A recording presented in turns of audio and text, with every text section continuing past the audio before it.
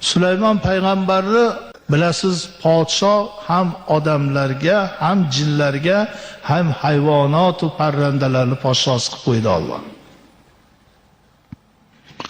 Yana bitta Sulaymon bor ekan, hech biri ikki bo'lmas ekan. Sulaymon payg'ambar chaqiribdi. Bu yoqqa oting nima? Sulaymon. Shu nomimda ekansan, adashganmiz, mana shu govharni olgin. Bu juda qimmatbaho tosh. Bitta mamlakatni sotib olasan ham, ehtiyot qilgin. Hali govharni olib tomosha qilib ketayotgan ekan, qo'lidan bitta shu govharga ishqoz qush bo'lar ekan, shunda qo'ldan tishlab olib ketib qolibdi. Endi uzuvlarida hamma narsani ko'rardilar. Sulaymon payg'ambar uzuvlarga mundoq qarab, nima qilyapti ekan Sulaymon, boydimikin desa, yana gezarib qonni och yurganmish. Olib kelinglar. Qani tosh yo'qotib qo'ydim. Men ol. Bu ikkinchisi, ehtiyot bo'lgin. U yog'iga qistiribdi, bu yog'iga qistiribdi. Bir suvdan o'tadiganiga to'g'ri kelib qolibdi. Og'ziga solib suvdan o'tayotganda bir nima bo'lib, ha degan ekan, og'zidan suvga tushib ketdi.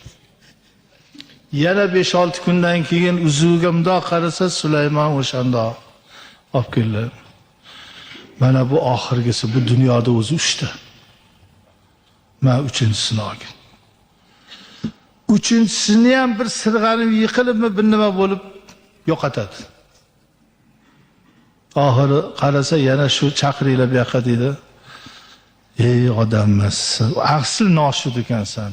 Men seni Xudo aslida seni shunday yaratgan ekan, men seni boy qilaman deb harakat qilibman.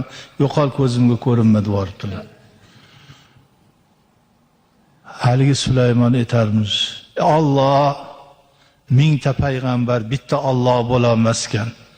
40 yildan beri boqasan, a'zolarni bergansan, biron marta koyiymaysan.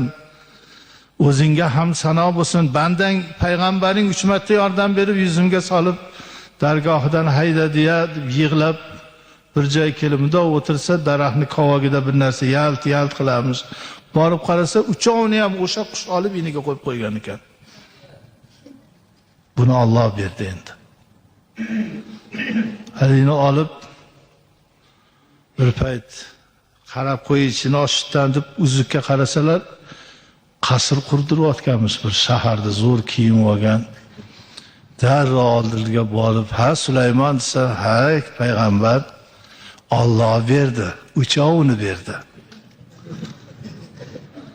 Alloh bergani abadiy bo'ladi. Yopishadi.